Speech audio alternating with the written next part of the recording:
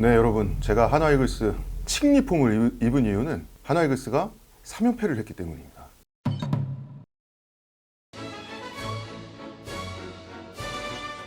연패를 거듭할 때 오히려 하나 팬들은 결집하죠. 팀만 망신당하게 내버려둘 수 없다. 이것이 저의 양심이다. 이런 마음으로 하나이글스 칙리폼을 입었습니다.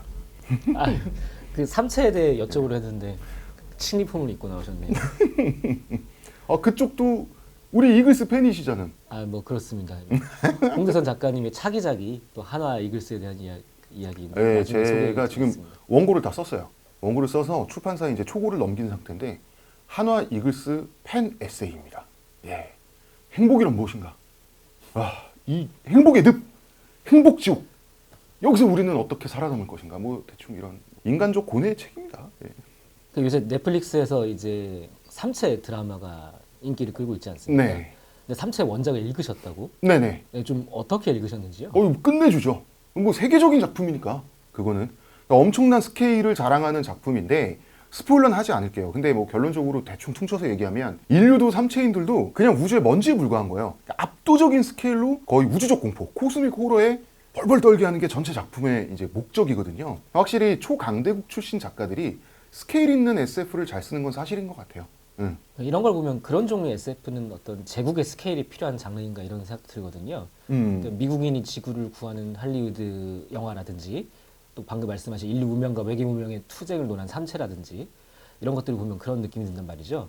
특히 우리나라 같은 경우도 뭐 승리호 같은 에피소드가 있긴 하지만 약간 소품처럼 이제 그리면서 그죠, 뭐 우주를 구하는 얘기가 아니죠. 그러니까 대륙 단위의 초강대국에 살아서 생기는 대륙적 기질이나 스케일을 논하기 이전에 좀 그렇잖아요. 예를 들어서 벨기에에서 SF 영화를 만들었는데 벨기에 주인공들이 지구를 구한다고 하면 조금 에러잖아요. 그냥 약간 좀 기분이 짜쳐지죠. 예. 이거를 그럼 벨기에 말고 그럼 다른 나라 독일과 프랑스 정도 되는 나라도 이상하지 않아요, 느낌이? 프랑스가 세계를 구한다 그러면? 그러니까 영국은 오히려 조금 말이 되는 느낌인데 이게 세계 절반을 정복해 봐서 그런가 봐요. 그런데 영국이 가진 느낌도 100년쯤 지나면 희석되지 않을까요? 그래서 웨일즈의 우주전쟁을 보면은 배경이 영국인데 그걸 헐리우드에서 극화를 시키면 배경이 미국이 되잖아. 그러니까 몽골이 세계 제국이었을 때야 만약에 외계인이 침공을 하면 몽골군이 싸워야지. 근데 시간이 흐르니까 몽골에 그런 느낌이 있나요?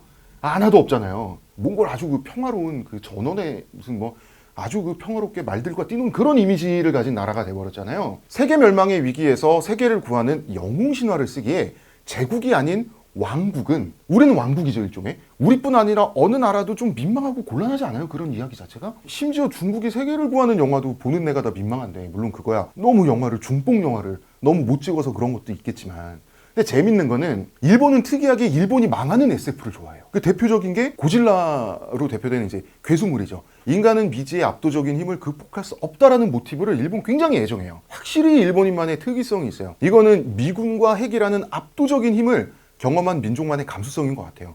고질라도 보면은 핵 에너지로 살아가는 괴수로 설정이 돼 있잖아요. 일본인은 참 특이해요. 본인들은 그렇게 외국을 침공해놓고 자기가 침공당한 것에 대해서는 그렇게 충격을 받는 민족이 또 있을까 싶어요. 확실히 좀 굉장히 일방적이고 보편적이지 않아요, 이 사람들.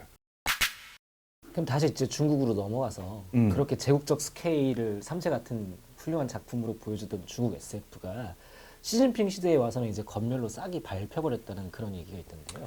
뭐 SF뿐 아니라 뭐 다 그럴 건데 일단 류치신 원작자예요. 이 사람 자체가 삼체 이후에 작품이 없어요. 정확히 말하면 단편 몇 개 이렇게 나왔을 뿐이고 장편이 진짜 오랜 시간 동안 장편이 없는데 당연히 검열의 영향이 모두가 크다고 생각할 수밖에 없어요. 왜냐하면 삼체가 나왔을 때는 현대 중국 역사상 표현의 자유가 가장 많이 허용된 시기여서 삼체 같은 내용이 나올 수 있었어요. 지금이랑 격세지감이란 말이에요.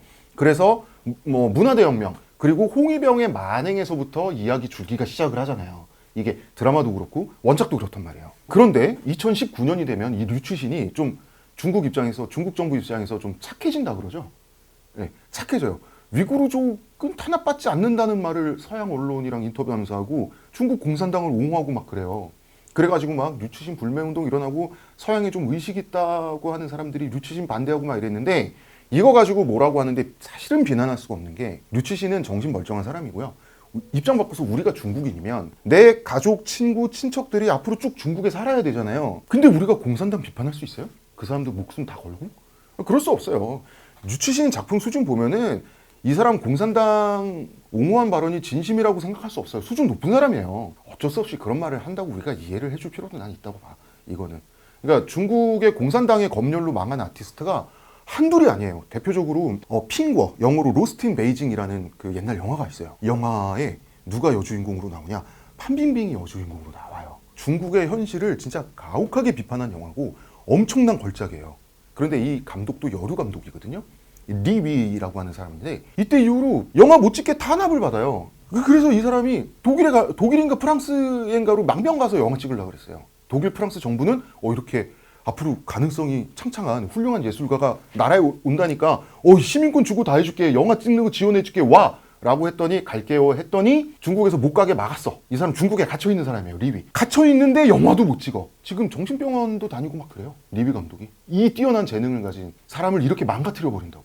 그리고 천주정이라는 영화가 있는데 중국의 천박한 타락한 천민 자본주의를 혹독하게 비판하는 영화예요. 천주정이라는 영화가. 영화도 굉장히 걸작이고 재밌습니다. 무려 칸 영화제 각본상을 수상한 작품이에요. 그런데 중국 내 상영 금지. 중국의 현실을 드러냈다는 이유로. 세상에 중국은 대단한 나라입니다. 자국 문화가 발전할 틈을 주지 않아요. 빈틈이 없습니다. 칸 영화제 각본상 수상작을 그냥 찍어 눌러버리는 나라라니 대단하지 않습니까? 또 제가 최근에 굉장히 어둠의 경로로밖에 볼 수 없었어요. 감동적으로 본 영화인데 일루 천옌이라는 그 영화가 있어요. 이것도 흥행조짐을 보이니까 중국에서 바로 상영 금지. 내용이 뭐냐? 중국의 농촌의 현실을, 농촌의 정말 그 가난하고 각박하고 비인간적인 현실을 드러낸 영화라서 상영 금지가 된 건데, 이 영화는 되게 위대한 예술품이에요. 저 보면서 진짜 감동을 많이 받았는데, 영화 내용이 뭐냐면 중국에 너무너무 가난한 시골 노총각이 있어요. 이 아저씨는 너무너무 가난해. 이 아저씨의 전 재산이라고는 당나귀 한 마리밖에 없어요. 뭐 집도 그냥 막 포굴 같은 집을 자기가 흙반죽을 해가지고 흙집을 짓고 그 안에서 막 정말 사는 정말 가난한 사람인데, 이 사람이 사회로부터 외면받고 가족 친지들도 자기를 돌보지 않고 혼자 노동을 하면서 근근히 먹고 사는 외로운 이 아저씨가 자기가 이제 너무 외롭다 보니까 이 결혼이 하고 싶은데 결혼할 주제가 못 되는 거야. 그래서 인신매매 시장에 가서 가장 저렴한 여자를 삽니다. 우리 돈, 한국 돈 3만 원에서 4만 원 사이를 주고 하반신이 마비된 장애인 여성을 사요. 처음에 그 목적은 이 사람이 아무리 순박하고 착한 사람이라고 할지라도 어쨌든 인신매매의 구매자로서 인신매매라고 한 범죄에 어쨌든 자기는 참여를 한 것이고, 그 다음에 돈을 주고 여자를 산다라고 하는 건 자기의 이기적인 목적을 위해서 어떻게 보면 악행을 저질렀다고 볼 수도 있는 거잖아요. 이기적인 목적이란 건 정말 뭐 자기를 위해서죠. 말상대가 되어주든, 자기가 외로우니, 혹은 밤에 잘 때 좀 외로우니까 온기를 나누는 걸 수도 있고, 정말 좀 잔인하게 까놓고 말하면 자기 성욕 해소의 도구를 산 거기도 하죠. 결혼 상대를 산 거니까. 그래서 결혼을 했는데 자기가 외로워서 자기를 위해서 타인을 이용하려고 여자를 샀는데 돈이 없다 보니까 가장 싼 여자를 샀고, 가장 싼 여자를 사다 보니까 하반신이 마비된 장애인을 사요. 이 장애인과 결혼을 하니까 어쨌든 자기가 돌봐야 되잖아요. 저는 이 영화가 정말 감동적인 게, 사람이 처음에 자기의 이기적인 목적으로 시작했지만 결과적으로 그 사람을 돌보다 보니까 진짜 사랑하게 돼요. 사람이 다른 사람을 위해서 봉사한다는 거, 희생한다는 거, 돌본다는 건 정말 위대한 거라는 게 이 영화가 알려주거든요. 이 여자도 평생 사랑을 받지 못하다가 처음으로 사랑이란 걸 받아보니까 그거의 어떤 그 작용에 의해서, 이 주고받음의 작용에 의해서 이 여자도 이 남자를 사랑하게 돼요. 그 둘이 진심으로 사랑하는 부부가 돼서 나중에 사고로 같이 죽게 되는, 정말 좀 언해피 엔딩으로 끝나긴 하지만 정말 감동적이면서 비극적이고 비참한 영화인데 정말 대단한 영화거든요. 아주 아름다운 영화예요. 중국에서 상영 금지. 그럼 중국은 인신매매 합법입니까? 당연히 불법이죠. 그래요? 네. 그걸 놔두나요 그냥? 아니 그러니까 빠져나가는 법은 얼마든지 있는 거예요. 예를 들어서 당연하죠. 중국은 차일이라고 하는, 결혼할 때 신랑 측이 신부 측에 그 줘야 되는 돈이 있어요. 문화적으로 관습적으로 그게 용인이 된단 말이에요. 그러니까 내가 인신매매 시장에서 어떤 여자를 예를 들어서 뭐 얼마에 샀어. 그 사는 돈을 차일이라고 하면 끝인 거예요. 그러니까 그 구조는 완벽하게 인신매매 시장이고, 그 여자의 가족이나 친척들이 내놓는 거예요. 매물로 인신매매 시장에. 그러니까 그건 이거 차일인데요? 하면 끝나는 거예요. 그러니까 빠져나갈 방법이란 건 얼마든지 있는 거죠. 네. 그러니까 자, 진실된 영화, 제대로 된 영화를 만들어 봐야 어떤 일이 벌어지냐? 나만 깨지는 거야.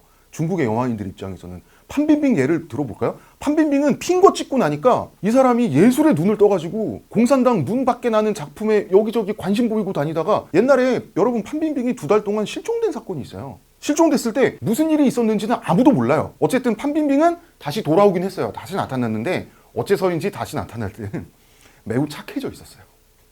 이런 나라가 참. 그래서 중국인이 영화 못 찍는다? 중국 사람 영화 진짜 잘 찍어요. 중국 사람들 글 못 쓴다? 정말 잘 써요. 제대로 된 예술을 펼칠 수 없는 환경이 강제되니까 이 빛나는 보석이 드러나지 않고 계속 땅에 파묻히다가 그냥 흙이 돼버리는 거예요.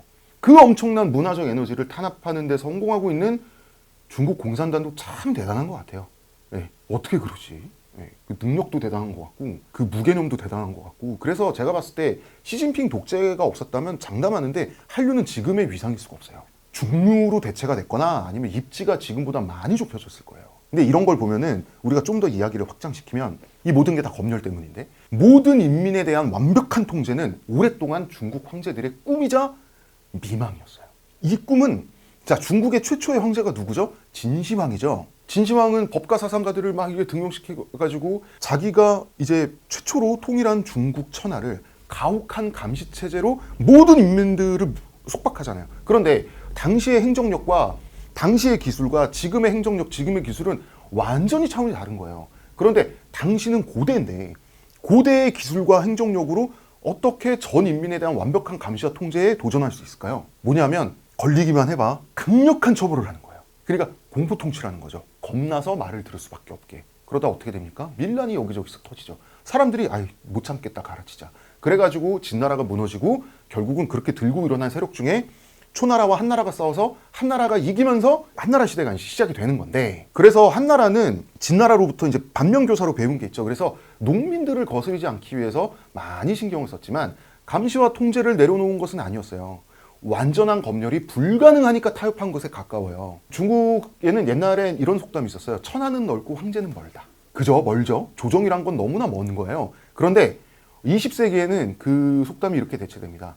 천하는 넓고 당은 멀다. 여기서 당은 공산당이죠. 근데 지금 시진핑 시대에는 아주 가까워졌어요. 아주 가까워졌단 말이에요. 자, 옛날에는 오가작 통제 같은 걸 했어요. 중국에서.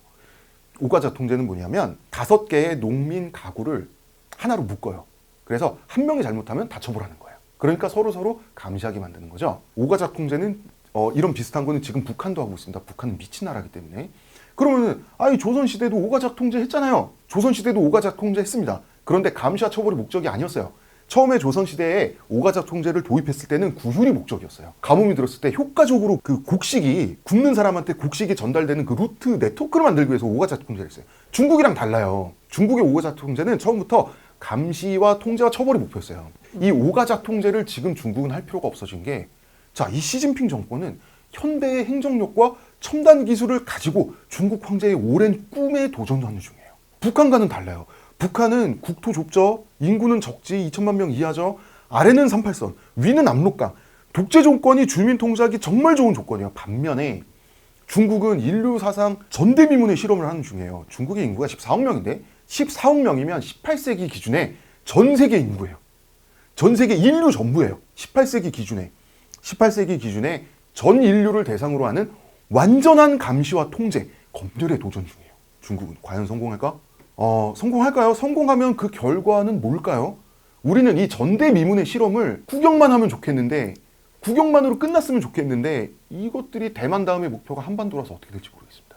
어쨌든 중국은 엄청난 스케일의 도전을 하고 있죠. 그리고 자국 문화를 망치고 있죠. 한류는 시진핑의 은혜를 많이 입었어요. 정말입니다. 중국 문화가 성장할 기회를 안 주니까 시진핑이. 예.